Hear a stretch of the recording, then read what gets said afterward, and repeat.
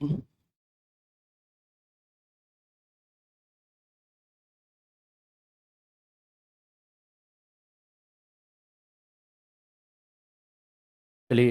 नमस्कार साथियों। स्वागत है आप सभी का कुमार एडवर्टाइजमेंट के इस प्यारे से प्लेटफॉर्म पर। मेरा नाम है रवि मोहन शर्मा और आप देख रहे हैं मेरे साथ इतिहास का ये लल्लन टॉप शो।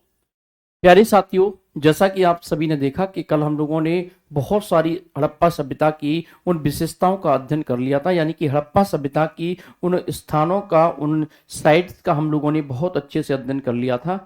आज हम लोग इसकी विशेषताओं के बारे में चर्चा करेंगे। ठीक है, इसके विशेषताओं के बारे में चर्चा करेंगे, लेकिन खबर आ रही है लाहौर से। सुनने में आया है कि लाहौर में ड्रोन से हमला हुआ है और वहां पर अजहर करके जो आतंकवादी था, सबसे बड़ा जो आतंकवादी था, वो मारा गया है। ये सुनने में आ रहा है। ठीक है, और बहुत जबरदस्त हमला हुआ है। हमले की पुष्टि हो चुकी है। अब देखते हैं क्या स्थिति है इसको लेकर भी। और सरकार का कहना है कि अभी ऑपरेशन सिंदूर खत्म नहीं हुआ है, अभी तो बस एक शुरुआत है। क्लियर है? तो देखते हैं आगे होता है क्या क्या भाई चलेगा। मेरे साथियों, यहां पर हम लोग आज चर्चा करेंगे रंगपुर के बारे में। क्लियर है? किसके बारे में चर्चा करेंगे? हम लोग रंगपुर के बारे में चर्चा करेंगे। एक स्थान, दो स्थान और बचे हुए हैं। रंगपुर, ध्यान रखिएगा। ये रंगपुर कहां पर है भैया? कहां पर है मेरे भाई रंगपुर? ध्यान रखिएगा, रंगपुर गुजरात में स्थित है। यह गुजरात में स्थित है। स्थित है।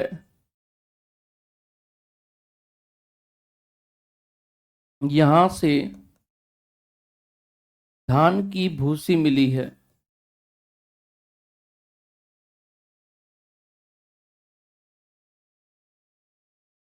क्या मिली है? धान की भूसी मिली है। ध्यान रखिएगा। क्लियर है? यहां से क्या मिला है? धान की भूसी प्राप्त हुई है, धान की भूसी मिली है। ध्यान रखिएगा। क्लियर है? डीपीपी अभी लग जाएगी, बस 5 मिनट बाद आपको, मतलब क्लास के खत्म होने के तुरंत बाद आपको डीपीपी मिल जाएगी। ठीक है, यहां से धान की भूसी मिली है। सिंधु सभ्यता का सबसे बड़ा स्थल कौन सा है? धौलावीरा है। सिंधु सभ्यता का सबसे बड़ा स्थल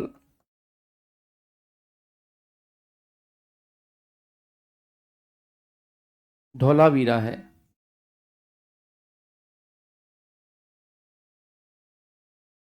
धौलावीरा है। ध्यान रखिएगा, सिंधु सभ्यता का सबसे बड़ा स्थल कौन सा है? धौलावीरा है।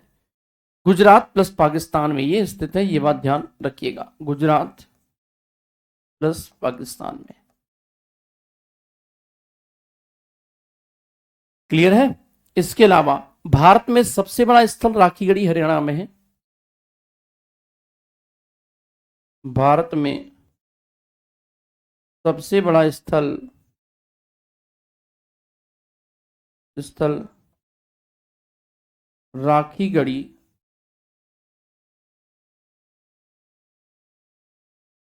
हरियाणा में है।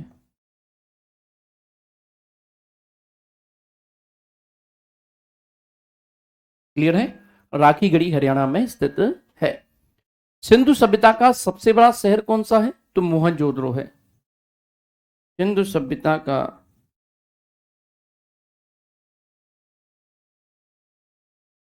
सबसे बड़ा शहर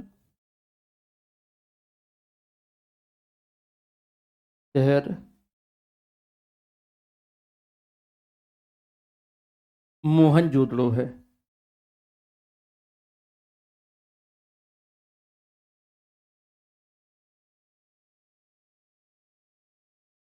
क्लियर है? कौन सा है? मोहनजोदड़ो। ठीक है, एक शहर और मिलेगा जिसका नाम है कुणाल। कौन सा है? कुणाल। कुणाल। देखिएगा, कुणाल की बात करेंगे। ये हरियाणा के हिसार जिले में स्थित है। यह हरियाणा के हिसार जिले में स्थित है।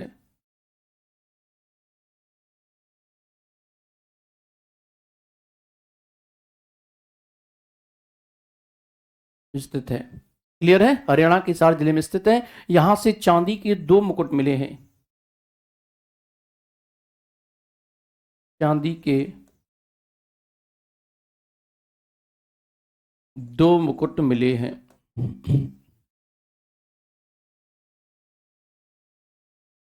कितने बच्चे? दो मुकुट मिले हैं, ध्यान रखिएगा। और सिंधु सभ्यता की अब पूछी जाएगी विशेषताएं कि सिंधु सभ्यता की क्या विशेषताएं हैं भैया। सिंधु सभ्यता की विशेषताएं।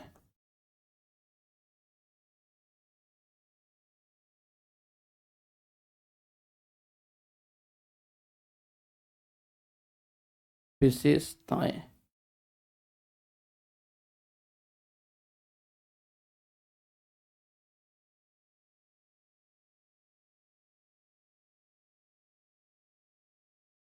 सिंधु सभ्यता की विशेषताएं। क्लियर है?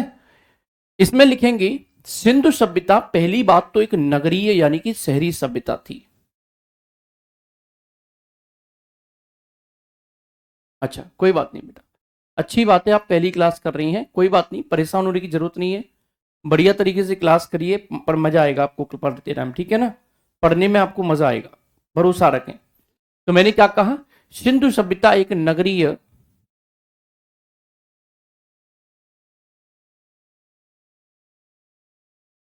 सिंधु सभ्यता एक नगरीय यानी कि शहरी सभ्यता है।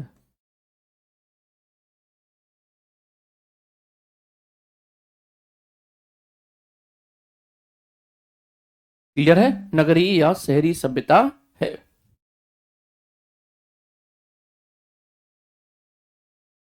ठीक है। दूसरे है, यहां की सड़कें एक दूसरे को समकोण पर काटती हैं।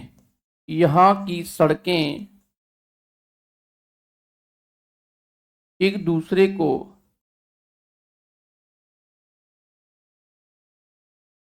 समकोण पर काटती हैं, पर काटती हैं। अब आप कहेंगे गुरुजी समकोण पर कैसे काटती हैं? सुनिएगा, इस प्रकार से।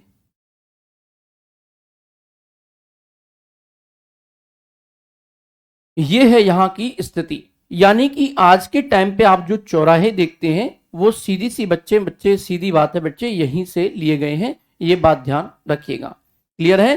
तो मैंने क्या कहा, इस बात को ध्यान रखिएगा कि सड़कें कैसी हैं, ध्यान रखिएगा, एक दूसरे को समकोण पर काटती हैं, और ये पूर्व से पश्चिम दिशा में थी, ये बात भी ध्यान रखिएगा। सड़कें कैसी थी? पूर्व से पश्चिम दिशा की ओर। तो होता क्या था कि जैसे ही हवा का झोंका आता था ये सड़कें स्वतः ही साफ हो जाती थी, ध्यान रखिएगा। क्लियर है? क्या प्यारे साथियों, मैंने क्या कहा, ये सड़कें जो थी एक दूसरे को स्वतः ही काटती थी, समकोण पर काटती थी, और पूर्व पश्चिम दिशा में थी, जिस वजह से हवा द्वारा सड़कें स्वतः ही साफ हो जाती थी। तीसरा लिखिएगा, नालियां ढकी हुई थी। नालियां ढकी हुई थी। ठीक है।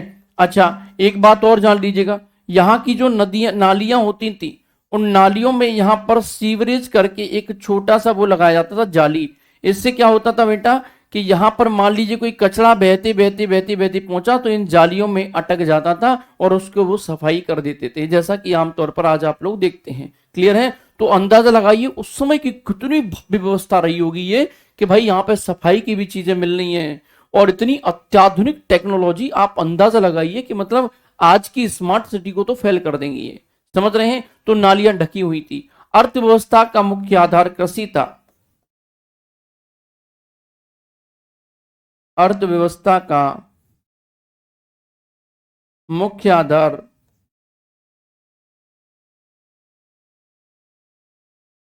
कृषि था। क्लियर है? अर्थव्यवस्था का मुख्य आधार क्या था? कृषि था, और इसका व्यापार विदेशों से होता था। इसका व्यापार विदेशों से होता था, यानी कि ये जो सिंधु घाटी की सभ्यता थी, इस घाटी की का जो व्यापार होता था वो विदेशों से होता था। ऐसे कैसे पता चलेगा गुरुजी कि व्यापार विदेशों से होता था? तो मोहरें मिली है बेटा विदेशी, ध्यान रखिएगा, इसीलिए यहां पर पता चलता है कि यहां से व्यापार जो होता था विदेशों से होता था।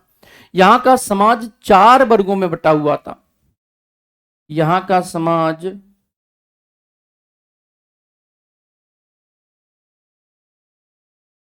4 वर्गों में बटा हुआ था।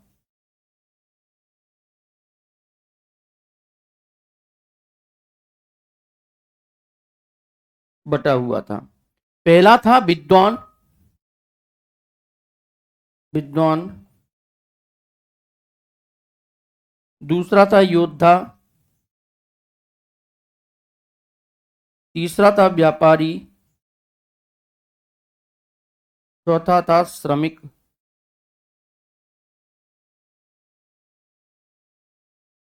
श्रमिक, विद्वान, योद्धा, व्यापारी एवं श्रमिक। ठीक है बेटा, मुझे हेल्पलाइन नंबर नहीं मालूम। गंगा सागर मेरे भाई, मुझे हेल्पलाइन नहीं मालूम इसका, है ना। प्लीज, मुझे हेल्पलाइन नहीं मालूम। अगर मालूम होता तो मैं जरूर दे देता आपको। ठीक है। फिर पूछा जाता है दोस्त कि सिंधु सभ्यता की विशेषताओं में कि यह समाज कैसा था। तो सिंधु सभ्यता का समाज मातृसत्तात्मक था। कैसा था? सिंधु सभ्यता का समाज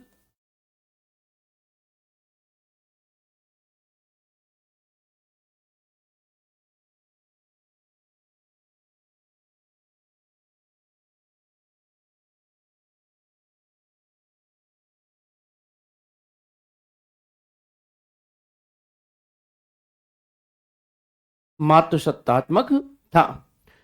और इसकी लिपि कैसी थी? तो लिपि भाव चित्रात्मक थी। इसकी लिपि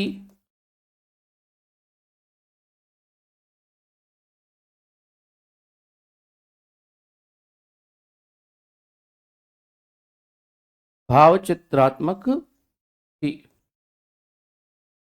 ध्यान रखिएगा कैसी थी? भाव चित्रात्मक थी, जिसे पढ़ नहीं सका है कोई। ध्यान रखिएगा, जिसे पढ़ नहीं जा सकता, इसे पढ़ा नहीं जा सकता।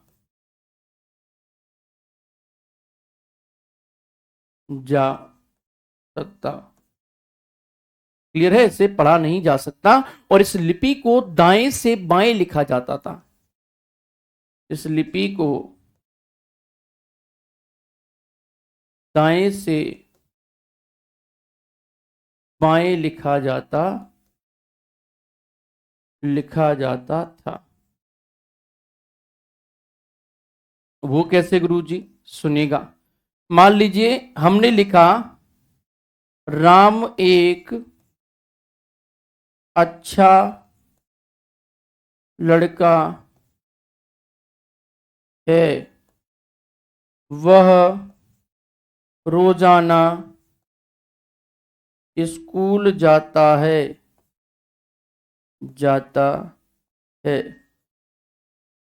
बात समझ रहे हैं? इस प्रकार से लिखा जाता था, राम एक अच्छा लड़का थे, वह रोजाना स्कूल जाता है। ये कैसी है? ये भाव चित्रात्मक थी। मतलब का भाव समझ में आता था कि भाई कुछ ना कुछ तो है, लेकिन इसको पढ़ा नहीं जा सका। लिपि को दाएं से बाएं लिखा जाता था, यानी कि दाएं से बाएं की ओर लिखा जाता था। ये हो गई मेरे प्यारे साथियों इसकी पूरी की पूरी चीजें। ध्यान रखिएगा। समझ रहे हैं मैंने क्या कहा? एकदम से सारी चीजें समझ में आ गई हैं। ये इसकी विशेषताएं थी, ये बात आपको ध्यान रखनी है। क्लियरली इस बात आपको ध्यान रखनी है, 100% ध्यान रखनी है। समझ में आ गया? इसके बाद हमने कहा इनकी मोहरों पर सर्वाधिक एक सींग वाले जानवर का चित्र है। इनकी मोहरों पर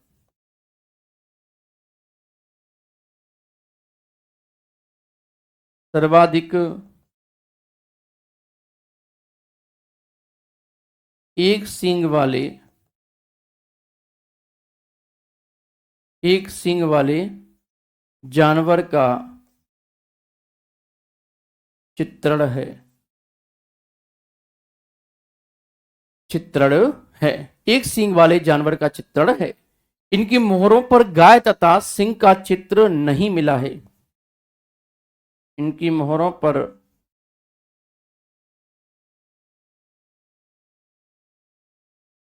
गाय तथा मोहरों पर गाय तथा सिंह का चित्र नहीं मिला है।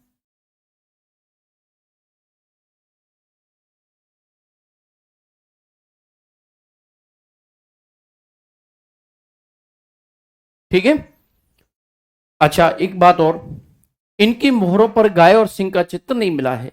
हड़प्पा सभ्यता की मोहरों में सेलखड़ी का मुख्य रूप से प्रयोग किया गया है। सेलखड़ी की चट्टान बनती थी ना, उसका। सिंधु घाटी सभ्यता के लोग लोहे से परिचित नहीं थे। सिंधु घाटी सभ्यता के लोग सभ्यता के लोग लोहे से परिचित नहीं थे।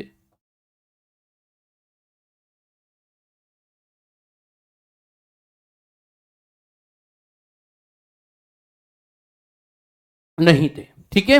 और माप और तौल के लिए न्यूनतम माप और तौल के लिए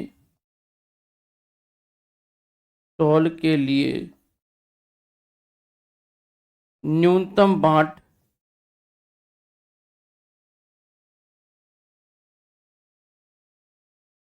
16 किलोग्राम का था। कितने का था? 16 ग्राम का। अगली बात, सिंधु सभ्यता के लोग शुद्ध या तलवार से परिचित नहीं थे, यानी युद्ध या तलवार से परिचित नहीं थे। सिंधु सभ्यता के लोग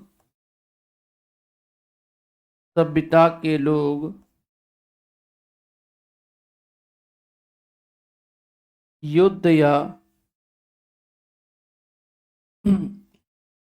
तलवार से परिचित नहीं थे।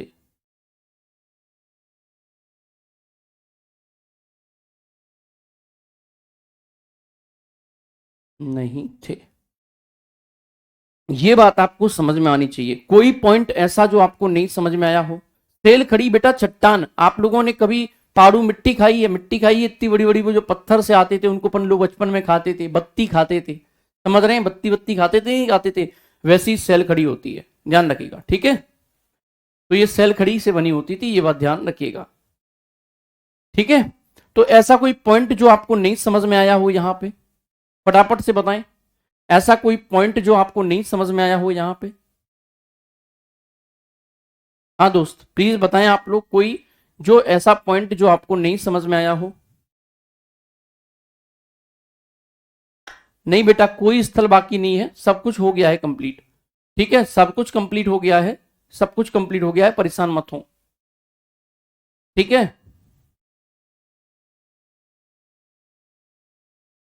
सिंधु सभ्यता के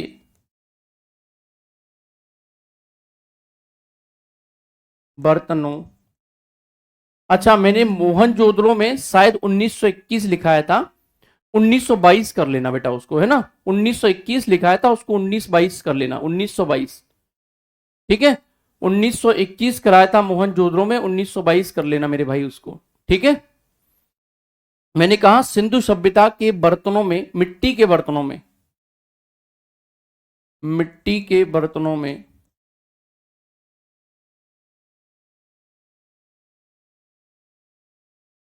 लाल रंग का प्रयोग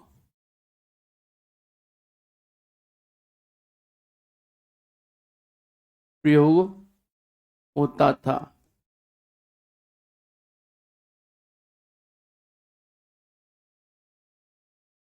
क्लियर है? लाल रंग का उपयोग होता था, ये बात ध्यान रखिएगा, ठीक है।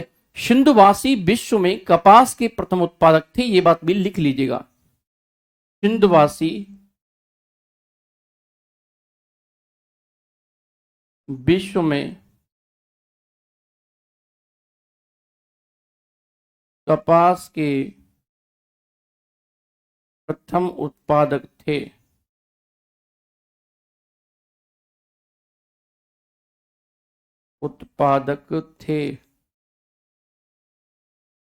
क्लियर है? कपास के प्रथम उत्पादक थे। सिंधु सभ्यता के विनाश का सबसे बड़ा कारण बाढ़ को माना जाता है, ठीक है, लिखिएगा। सिंधु सभ्यता के विनाश का सबसे बड़ा कारण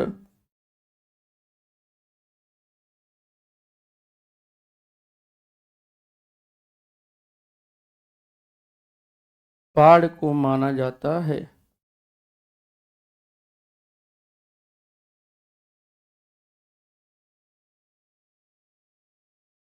ठीक है, किसको माना जाता है बच्चे? बाढ़ को माना जाता है। Got it? अच्छा, दूसरी बात, सिंधु सभ्यता के लोग कृषि भी करते थे, पशुपालन भी करते थे, परंतु उनका मुख्य व्यवसाय व्यापार था। ध्यान रखिएगा, इसमें लिख सकते हैं आप लोग, सिंधु सभ्यता के लोग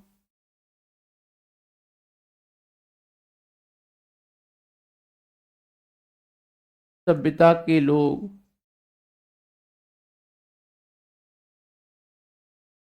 कृषि भी करते थे,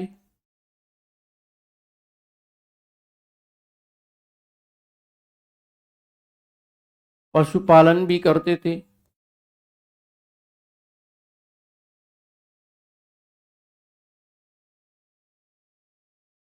पशुपालन भी करते थे, लेकिन इनका मुख्य व्यवसाय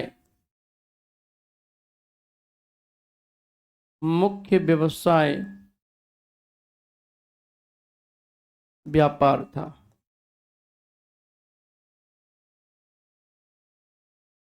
मुख्य व्यवसाय क्या था बच्चे? व्यापार था। अब प्यारे साथियों, इसमें बहुत बड़ा एक वो आएगा, पॉइंट आएगा, इसमें हेडिंग बनाइएगा, सिंधु सभ्यता के पतन के कारण। सिंधु सभ्यता के पतन के कारण।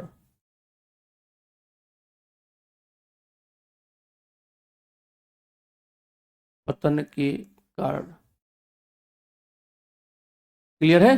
सिंधु सभ्यता के पतन के कारण। कारणों में पहला लिखिएगा विद्वान, दूसरा लिखिएगा पतन के कारण।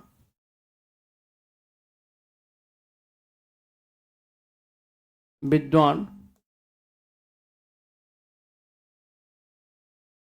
पतन के कारण।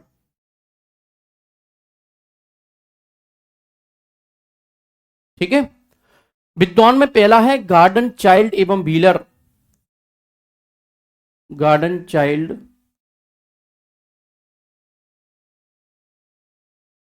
एवं व्हीलर।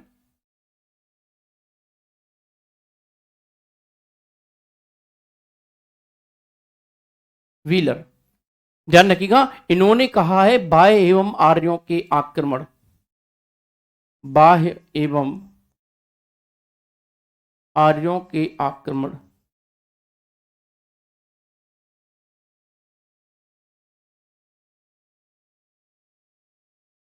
क्लियर है? बाह्य एवं आर्यों के आक्रमण का कारण बताया है। ध्यान रखिएगा, इसको बताऊंगा मैं, 2 मिनट रुके आप। दूसरा है जॉन मार्शल, अर्नेस्ट एवं एस आर राव। मार्शल,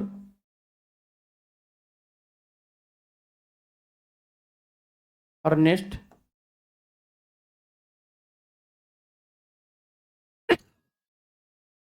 एवं राव। इन्होंने कहा है कि बाढ़ आई थी। क्लियर है? S R Rao, John Ernest और प्यारे साथियों बाढ़। अगला आएगा, इन्होंने बताया बाढ़, ऑरेल स्टेन, अमलानंद घोष। क्या नाम है? ऑरेल स्टेन,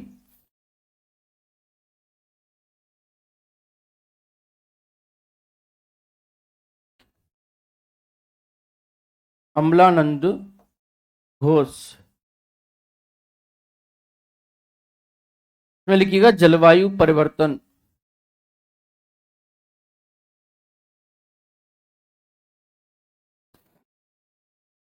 जलवायु परिवर्तन।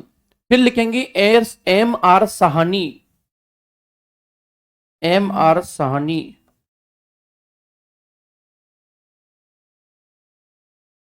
M R Sahni. M R Sahni क्या करेंगे भाई? ये बताएंगे भूतात्विक परिवर्तन। भूतात्विक परिवर्तन अर्थात भूकंप वगैरह। ठीक है, इसके अलावा जॉन मार्शल क्या कहेंगे? प्रशासनिक शिथिलता। ध्यान रखिएगा, जॉन मार्शल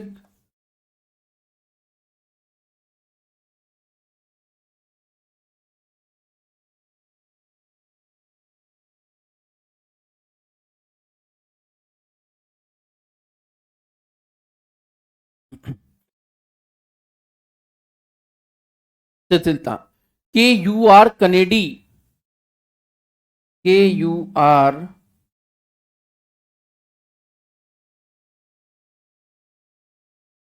कनेडी, इसमें लिखिएगा प्राकृतिक आपदा।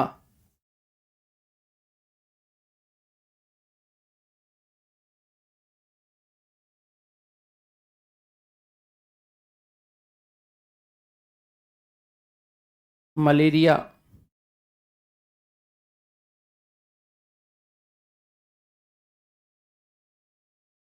मलेरिया, क्लियर है। और मलेरिया के अलावा एक और होगी महामारी, हो सकता है कि प्लेग वगैरह फैल गया हो। ठीक है, अब सुनिएगा, इसके संबंधित मैं चीजों को बता देता हूं। देखिएगा क्या हुआ था, सिंधु सभ्यता जब चल रही थी, तो सिंधु सभ्यता जब चल रही थी उस समय लोगों ने कहा कि भाई सिंधु सभ्यता में बहुत कुछ देखने को हमें मिला। हमने देखा कि सिंधु सभ्यता मातृ सत्तात्मक थी, यानी कि माँ की पूजा होती रही होगी, यहाँ पे माँ को उच्च दर्जा दिया गया होगा। इसमें कहा गया दूसरा में कि इसकी लिपि भाव चित्रात्मक थी, यानी कि भावों के माध्यम से, चित्रों के माध्यम से इसको समझा जा सकता था, लेकिन पढ़ा नहीं जा सका। ठीक है, और फिर हमने ये भी बताया कि इस लिपि को दाएं से बाएं लिखा जाता था। हमने ये भी देखा कि इसकी मोहरों पर सर्वाधिक एक सींग वाले जानवर का चित्र मिला है, यानी कि हो सकता है एक सींग वाला गेंडा हो, या हो सकता है कोई और जानवर हो जिसके एक सींग हो उस समय।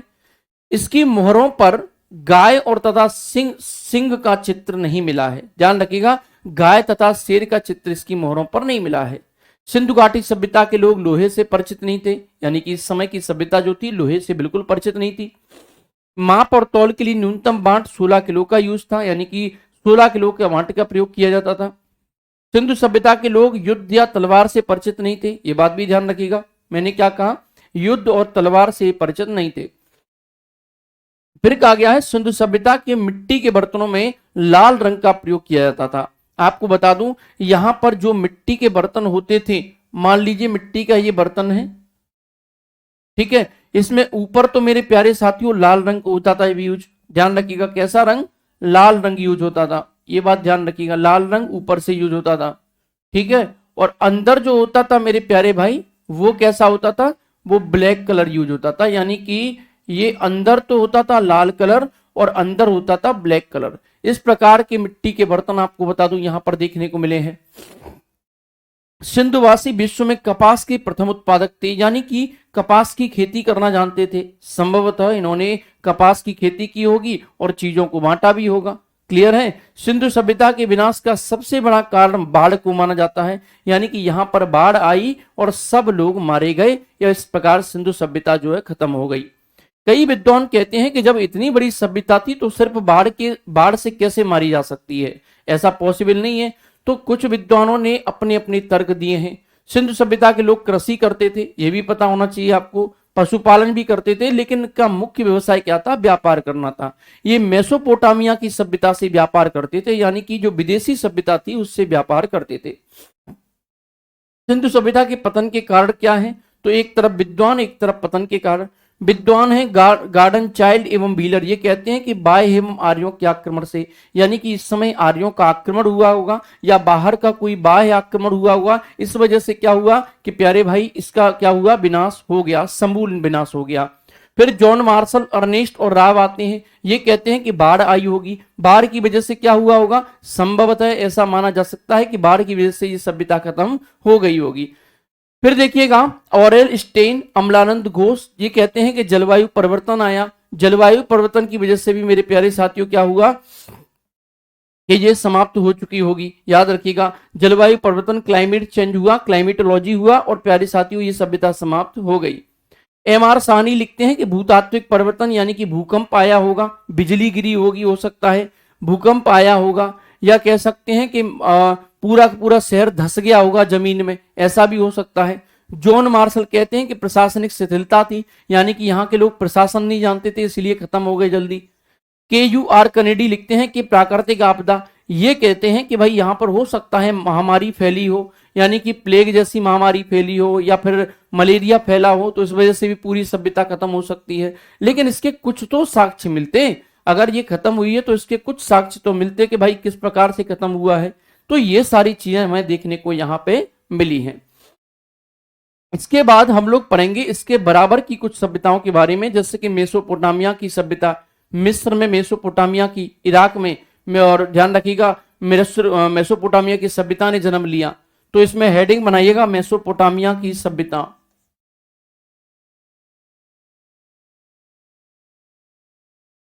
मेसोपोटामिया की सभ्यता।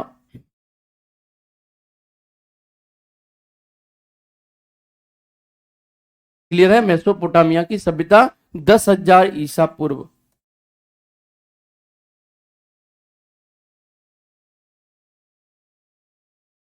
क्लियर है? मेसोपोटामिया की सभ्यता। इसका विकास इराक में टिग्रीस एवं यूक्रेटस नदी यानी कि दजला और फरात नदियों के मध्य में हुआ था। ध्यान रखिएगा, इसका निर्माण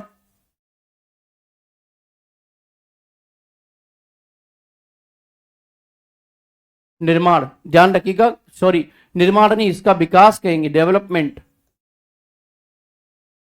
विकास कहां पर हुआ है? याद रखिएगा, टिग्रीस एवं यूक्रेटस नदी।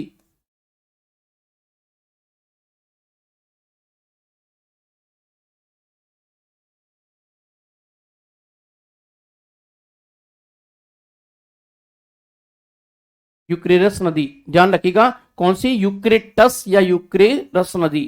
यूक्रेटस नदी जिसे दजला और फरात कहा जाता है। क्या कहा जाता है? दजला एवं फरात।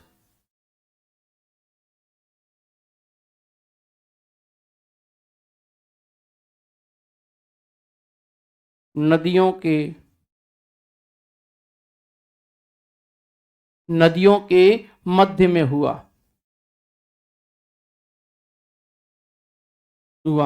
मोस्ट इंपोर्टेंट क्वेश्चन है बेटा, अगर ये प्रश्न पूछ लिया तो गारंटी है कि बेटा ये प्रश्न पूछे बिना नहीं मानेगा वो। ध्यान रखिएगा, आपको यहां पे लिखना है यहां की मिट्टी अत्यधिक उपजाऊ थी।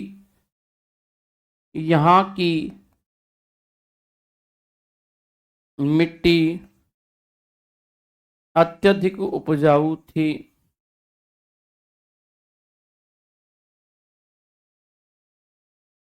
उपजाऊ थी। साथ में ये सभ्यता ग्रामीण थी। यह सभ्यता ग्रामीण थी, यानी कि ग्रामीण सभ्यता का यहां पर क्या था? निवास था। ठीक है, इसके अलावा क्या होगा? इसकी अर्थव्यवस्था का मुख्य आधार कृषि था। इसकी अर्थव्यवस्था का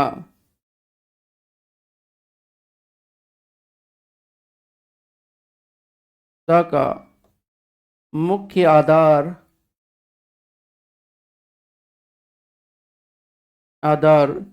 कृषि था। क्लियर है? कृषि था। और इस समय के मंदिरों को जिगरुद कहा जाता था। क्या कहा जाता था? जिगरुद कहा जाता था। इस समय के मंदिरों को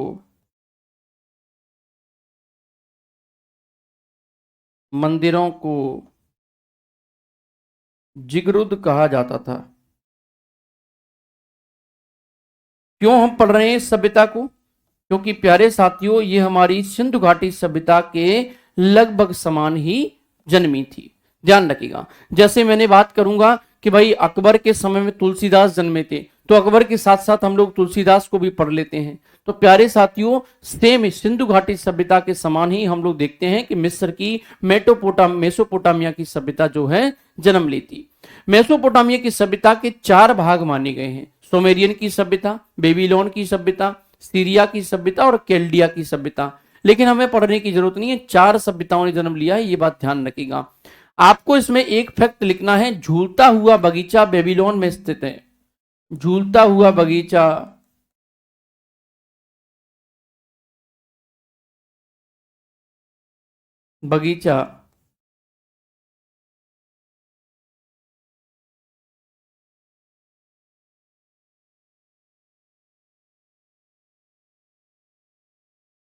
बेबीलोन में स्थित है। क्लियर है? झूलता हुआ बगीचा बेबीलोन में स्थित है। सिकंदर ने सभ्यता का विनाश कर दिया और इसके स्थान पर ग्रीक सभ्यता को थोप दिया। ध्यान रखिएगा, किसने किया? सिकंदर ने। सिकंदर ने, इस सभ्यता का,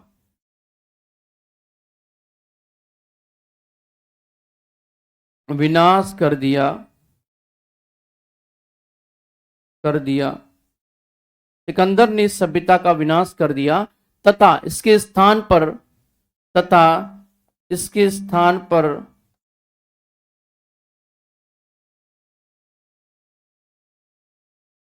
ग्रीक की सभ्यता का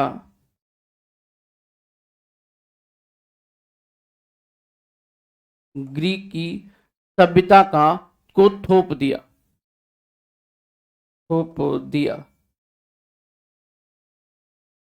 क्लियर है? ग्रीक की सभ्यता को बच्चे इसने थोप दिया और सिकंदर ने क्या किया है, इस सभ्यता को पूरी तरह से खत्म कर दिया। ठीक है बेटा, मोहनजोदड़ो में करना है, मोहनजोदड़ो में। ठीक है, मोहनजोदड़ो में। समझ गए हैं? तो सिकंदर ने इस सभ्यता का विनाश कर दिया तथा इसके स्थान पर ग्रीक की सभ्यता को थोप दिया लोगों के ऊपर। विश्व की सबसे पहली सभ्यता मेसोपोटामिया की सभ्यता थी, ये आप लोग लिख सकते हैं। विश्व की विश्व की सबसे पहली सभ्यता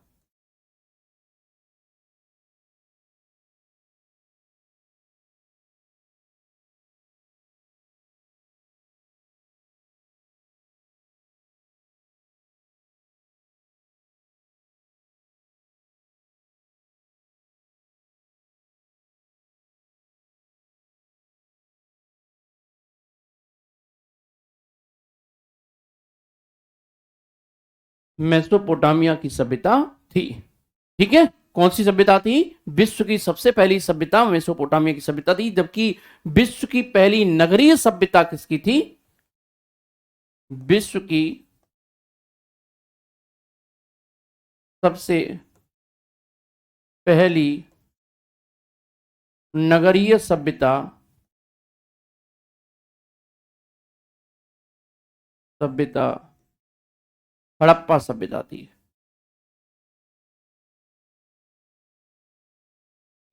अच्छा एक बात बताओ आप लोग कि भाई इसे नगरीय सभ्यता क्यों कहा गया है और इसे पहली सभ्यता क्यों कहा गया है? देखिए बेटा, अच्छा उसमें 1921-22 लिखवाया है, ठीक है कोई बात नहीं। देखिएगा, विश्व की सबसे पहली सभ्यता मेसोपोटामिया की थी। मेसोपोटामिया की जो सभ्यता थी वो ग्रामीण थी, इसीलिए इसको क्या कहा गया है, ये विश्व की सबसे पहली सभ्यता थी।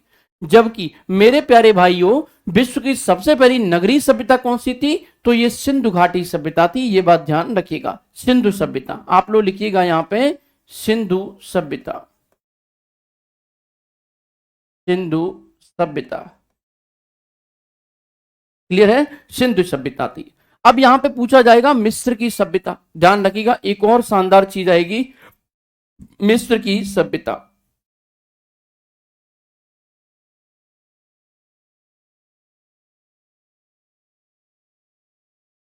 मिस्र की सभ्यता।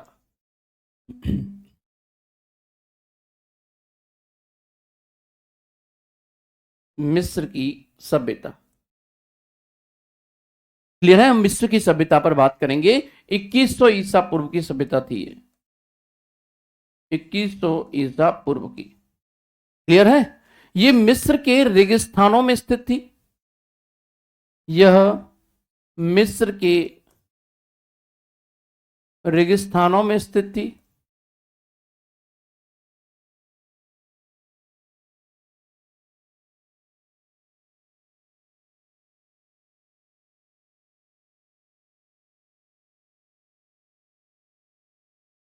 स्थित थी और इसे नील नदी की देन कहते हैं। इसे नील नदी की देन कहते हैं। क्यों कहते हैं? क्योंकि ये नील नदी के आसपास क्या हुई थी, जन्म हुआ था इसका। ठीक है, इसके जन्म जो है नील नदी के आसपास हुआ था, इसीलिए इसे नील नदी की देन कहते हैं। इस सभ्यता का विकास फिरौन के नेतृत्व में किया गया था। किसके में? फिरौन के नेतृत्व में किया गया था। इस विकास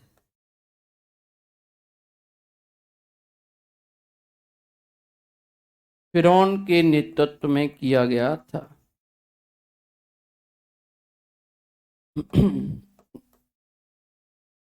किया गया था।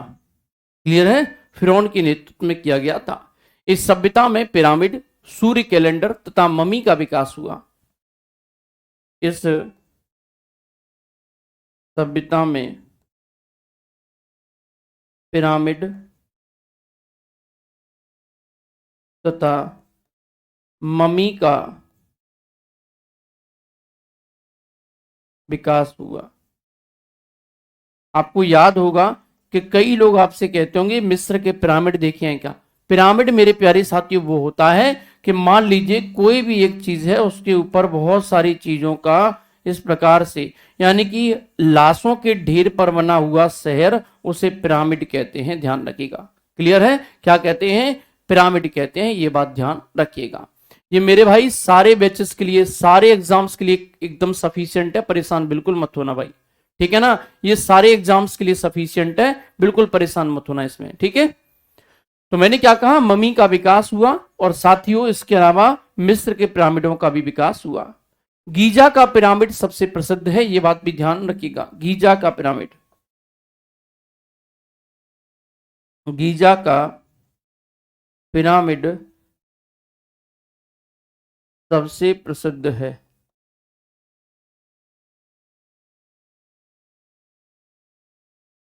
प्रसिद्ध है। ठीक है ना? अब आएगी मेरे प्यारे साथियों रोम की सभ्यता। किसकी सभ्यता आएगी? रोम की सभ्यता। रोम की सभ्यता। रोम की सभ्यता ये कब आएगी मेरे भाई? 600 ईसा पूर्व। 600 ईसा पूर्व, ध्यान रखिएगा। ठीक है? 600 ईसा पूर्व। इसे इटली में विकसित किया गया था। इसे इटली में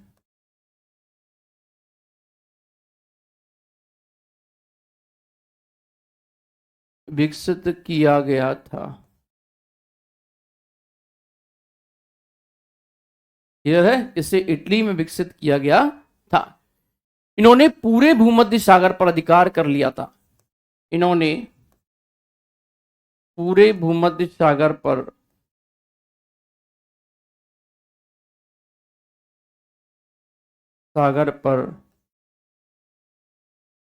अधिकार कर लिया था।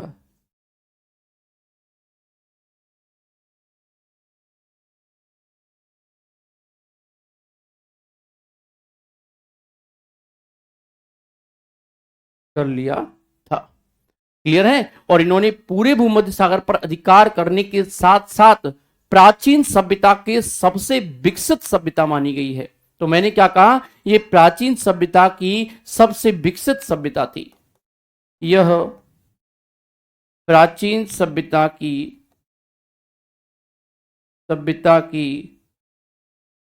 सबसे विकसित सभ्यता थी। विकसित सभ्यता थी। क्लियर है? मैंने क्या कहा? यह प्राचीन सभ्यता की सबसे विकसित सभ्यता थी और आज भी इस सभ्यता के अवशेष सुरक्षित बसे हुए हैं। आज भी इस सभ्यता के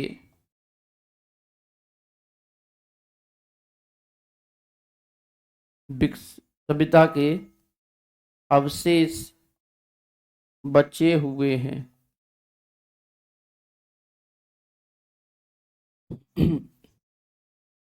बचे हुए हैं। इस सभ्यता के दो सबसे बड़े राजा जूलियस सीजर एवं आगस्तस थे। ध्यान रखिएगा। ठीक है ना? इस सभ्यता के दो सबसे बड़े राजा थे, जूलियस और सीजर। सभ्यता के दो सबसे बड़े राजा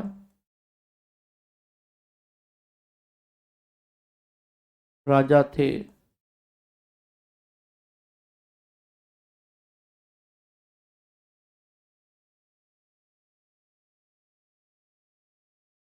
सीजर।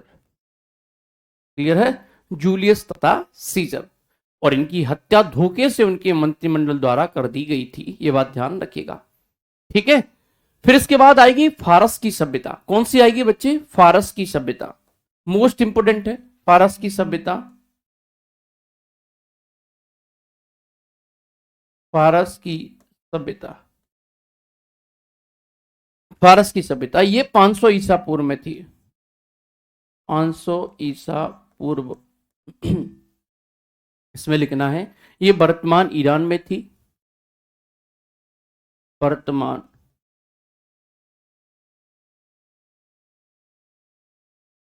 ईरान में थी। क्लियर है, वर्तमान ईरान में थी और इस सभ्यता का तेजी से विकास हुआ, इस सभ्यता का तेजी से विकास हुआ।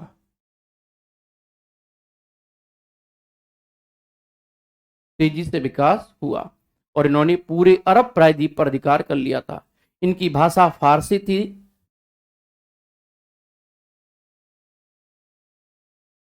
इनकी भाषा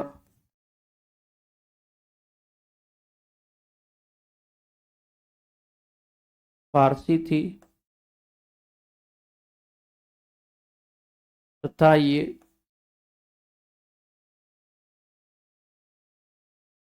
फारसी धर्म को मानते थे।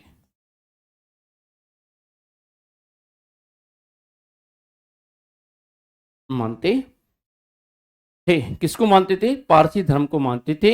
इसको भी सिकंदर ने अंत कर दिया था। तो लिखिएगा इस धर्म को भी, इस धर्म को भी सिकंदर ने अंत कर दिया था।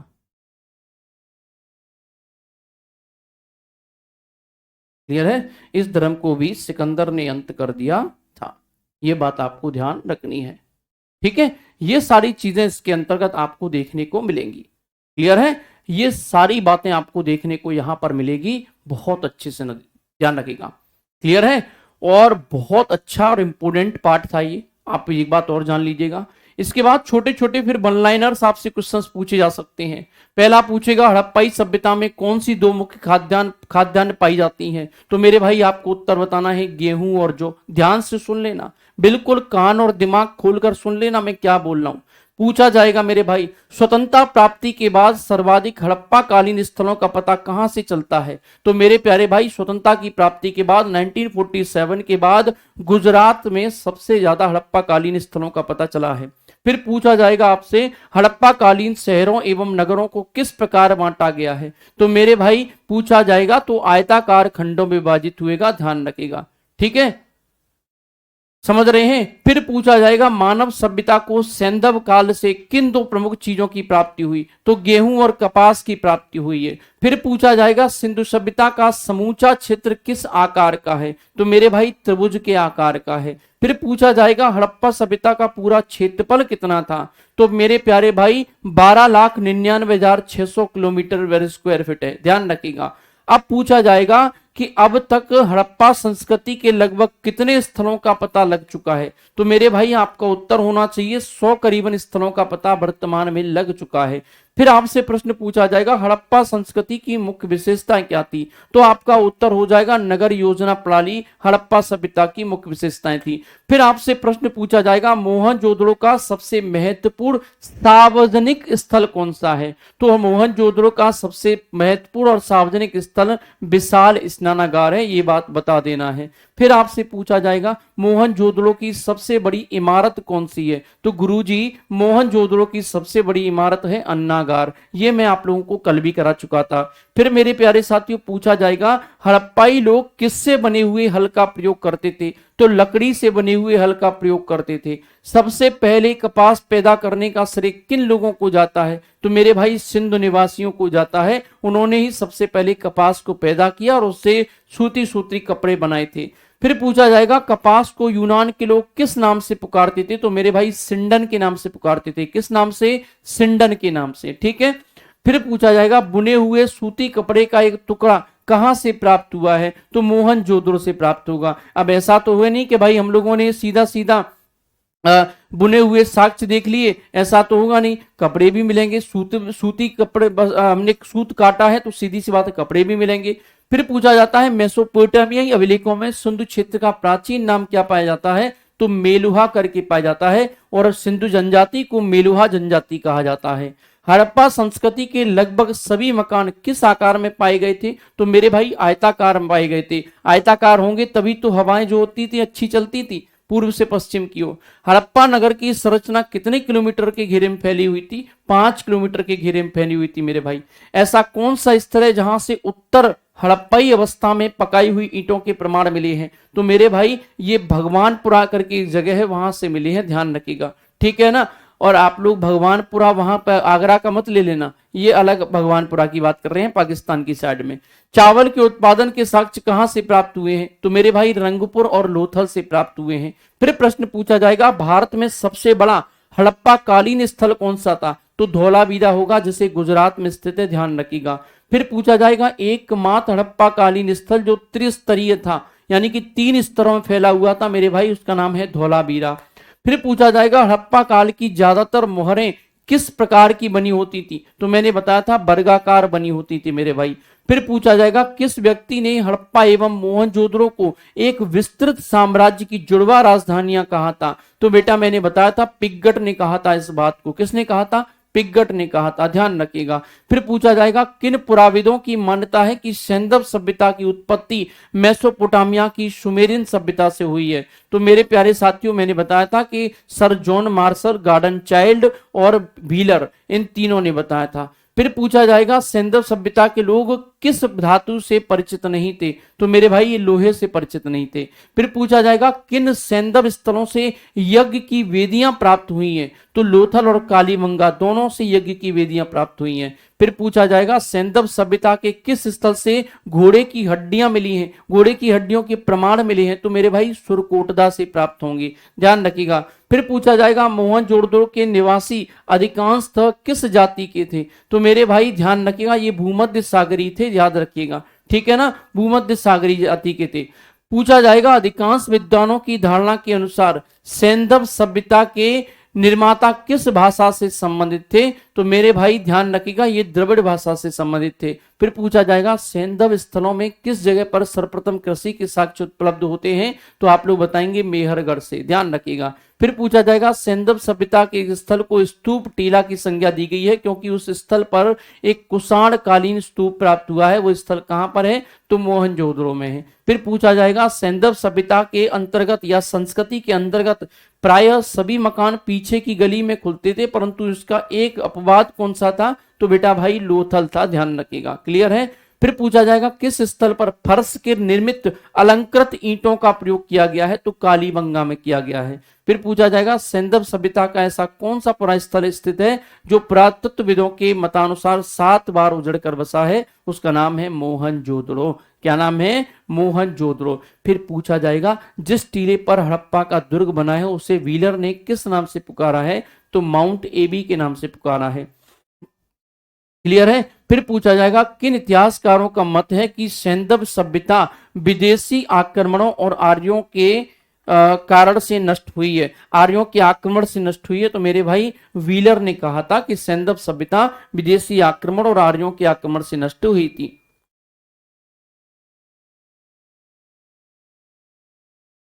फिर पूछा जाएगा किस इतिहासकार ने कहा है कि जलवायु में हुए परिवर्तन के कारण यह सभ्यता नष्ट हुई? तो मेरे साथियों ऑर्ले स्टाइन ने इस बात को कहा था। किसने कहा था? ऑर्ले स्टाइन ने इस बात को कहा था। फिर पूछा जाता है मानव समाज विलक्षण है क्योंकि यह मुख्यतः आश्रित है। हाँ बेटा लिखवा दिए हैं, सब लिखवा दिए हैं। फिर पूछा जाएगा संस्कृति पर। ओम सिंधु घाटी सभ्यता को आर्यों ने पूर्व रखे जाने का महत्वपूर्ण कारण माना है, मृदभांडों को माना है, ध्यान रखिएगा, क्लियर है। फिर भारतीय पुरातत्व सर्वेक्षण विभाग के महानिदेशक सर जॉन मार्शल के निर्देशन में राय बहादुर दयाराम साहनी ने पंजाब वर्तमान पाकिस्तान के माउंट गोमरी जिले में रावी नदी के तट पर स्थित हड़प्पा का अन्वेषण किया। कब किया था? 1921 में किया था, ये बात ध्यान रखिएगा, क्लियर है। फिर पूछा जाएगा सर जॉन मार्शल ने सर्वप्रथम इसे क्या नाम दिया? तो इसे सिंधु सभ्यता नाम दिया था, ठीक है। फिर पूछा जाएगा रंगपुर जहां हड़प्पा की समकालीन सभ्यता थी वो कौन सी जगह है? तो वो बताई जाएगी सौराष्ट्र गुजरात में, क्लियर है। तो प्यारे साथियों ये था हमारा आज का सेशन। हमने बहुत सारे प्रश्नों को भी देखा, हमने बहुत सारी चीजों को भी देखा, और यहाँ पर चीजों को समझते समझते समझते समझते हम सिंधु घाटी सभ्यता के अंत की ओर पहुंच गए हैं। हमने बहुत कुछ देखा इस सभ्यता में। मेरा ख्याल है कि आपके मन में कोई इससे संबंधित प्रश्न नहीं बचा होगा। 100% सारे डाउट्स क्लियर हो चुके होंगे, और मैं इस बात को सिर्फ और सिर्फ आशंकित रूप से कर पा रहा हूं कि भाई ये चीजें हो चुकी होंगी। ध्यान रखिएगा, ठीक है। जहां तक है मुझे ये सारी चीजें हो चुकी होंगी आपकी, ठीक है। मिलन गोस्वामी अगर बचा हुआ है तो कालीबंगा धौलावीरा बता दूंगा। कालीबंगा राजस्थान में बेटा, मैंने बताया था, काली रंग की चूड़ियां कालीबंगन को कहते हैं। धौलावीरा गुजरात में मेरे बच्चे, ध्यान रखिएगा। ये दोनों ही पढ़ा चुका हूं, लेकिन पता नहीं है आप क्यों कह रहे हैं कि सर कराए नहीं है।